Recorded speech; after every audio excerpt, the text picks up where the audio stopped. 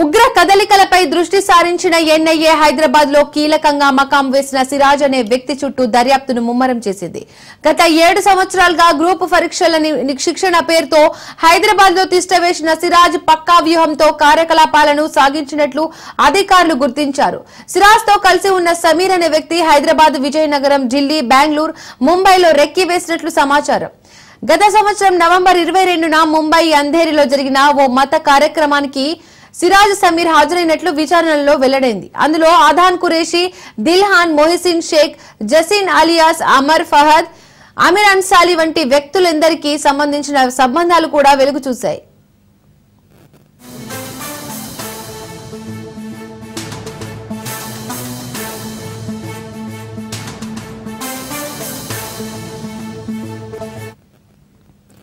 మరోవైపు Siraj social media అకౌంట్లపై విచారణ కొనసాగుతోంది. సోషల్ మీడియాలో ఎమ్మెల్యే రాజా సింగ్ కు సిరాజ్ కౌంటర్ ఇచ్చారు. సిరాజ్ కౌంటర్ ను మెచ్చుకుంటూ గుర్తు తెలియని వ్యక్తి ఫోన్ చేశాడు. రాజా సింగ్ కు ఇంకా గట్టి కౌంటర్ ఇవ్వాలని ఆ గుర్తు తెలియని వ్యక్తి చెప్పాడు. 4 రోజుల పాటు ఇద్దరి మధ్య సంభాషణలు కొనసాగినట్టుగా తెలుస్తోంది. ఇక ఈ అంశానికి సంబంధించి మరిన్ని అప్డేట్స్ మా ప్రతినిధి రత్నకుమార్ ఫోన్ ద్వారా అందిస్తారు. రత్నకుమార్, ఇప్పటికే కస్టడీ విచారణలో భాగంగా సిరాజు, సమీర్లను వరుసగా ప్రశ్నిస్తూ ఉన్నారు అధికారులు.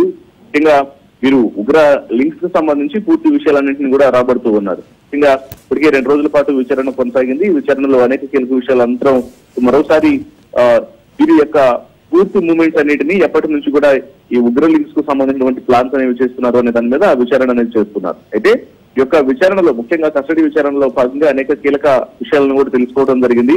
దాదాపు 7 ఏళ్లుగా ముఖ్యంగా సిరాజ్ విషయానికి వస్తే 7 ఏళ్లుగా హైదరాబాద్ లో మకాం వేసి గ్రూప్స్ పరీక్షల పేరుతో ఆ శిక్షణ కోసం వచ్చినటువంటి పేరు చెప్పి హైదరాబాద్ లో తిష్ట వేసిన సిరాజ్ సమీర్ తో కలిసి, అంటే సమీర్ ఇక్కడ స్థానికుడు కాబట్టి అతనితో కలిసి దాదాపు 5 చోట్ల రెక్కీ నిర్వహించినట్లు కూడా గుర్తించడం జరిగింది.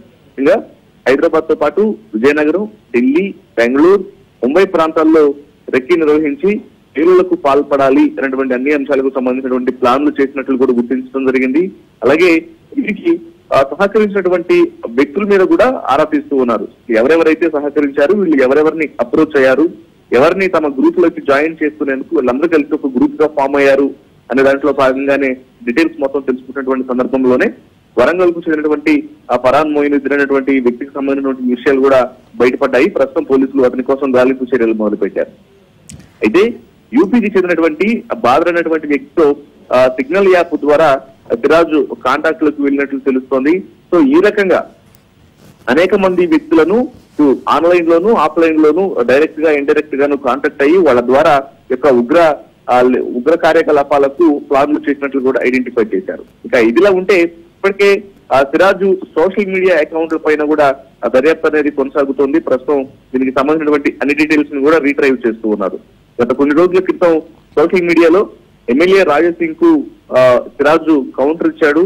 ఈ కౌంటర్ ను మెచ్చుకుంటూ ఒక గుర్తు తెలియని వ్యక్తి సిరాజ్ కు ఫోన్ చేయడం జరిగింది. బాగా కౌంటర్ ఇచ్చావు, ఇలాంటి కౌంటర్స్ మరలా ఇస్తూ ఉండాలి రాజా సింగ్ కు అనేటువంటి విషయాలన్నింటినీ కూడా తెలియజేస్తూ ఆ గుర్తు తెలియని వ్యక్తి నుంచి వచ్చినటువంటి ఫోన్ కాల్ విషయాలను కూడా రీట్రైవ్ చేయడం జరిగింది. దాదాపు 4 రోజుల పాటు ఇద్దరి మధ్య ఈ సంభాషణలు కొనసాగినటువంటి విషయాన్ని కూడా గుర్తించారు. వీటితో పాటు ఎవరెవరితో మాట్లాడారు సిరాజు అనేటువంటి అన్ని అంశాలను కూడా ప్రస్తుతం విచారణలో పోలీసులు రాబడుతూ ఉన్నారు.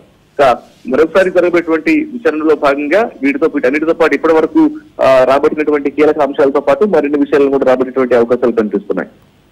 Right, thank you Ratnakumar.